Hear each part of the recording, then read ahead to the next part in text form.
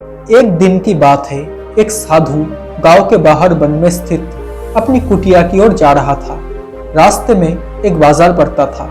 बाजार से गुजरते हुए साधु की नजर एक दुकान में रखी ढेर सारी टोकरियों पर पड़ी। उन टोकरियों के अंदर बहुत सारे खजूर रखे हुए थे।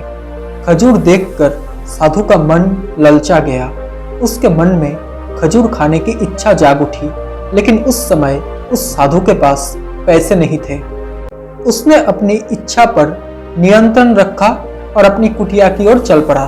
कुटिया पहुंचने के बाद भी खजूर का विचार साधु के मन से नहीं निकल पाया। वो उसी के बारे में ही सोचता रहा। रात में वो साधु ठीक से सो भी नहीं पाया। अगली सुबह जब वो साधु जागा तो खजूर खाने की अपनी इच्छा की पूर्ति के लिए पैसे की व्यवस्था करने के बारे में सोचने लगा। साधु सोचने लगा कि सूखी लकड़ियां बेचकर खजूर खरीदने लायक पैसे की व्यवस्था अवश्य हो जाएगी, और यही सोचकर वो जंगल में गया और सूखी लकड़ियां इकट्ठा करने लगा।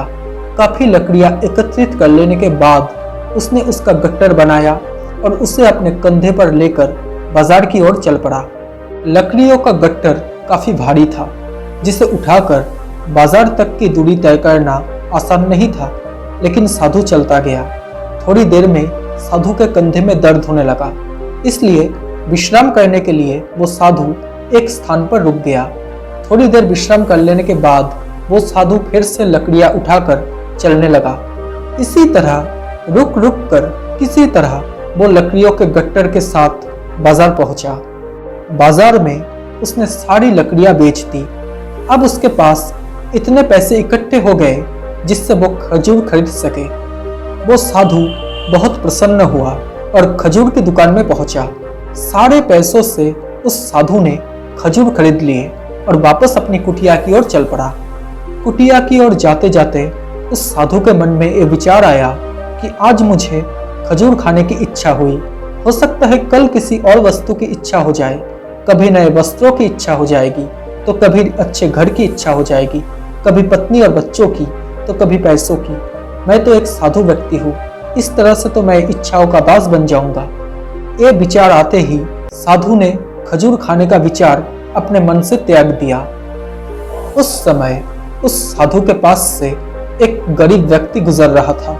साधु ने उस गरीब व्यक्ति को बुलाया और सारे खजूर उस गरीब व्यक्ति को दे दिए।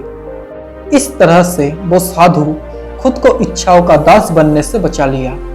तो दोस्तों, इस कहानी से हमें यही सीख मिलती है कि अगर हम अपनी हर इच्छाओं के आगे हार जाएंगे तो हमेशा के लिए अपनी इच्छाओं के दास बन जाएंगे।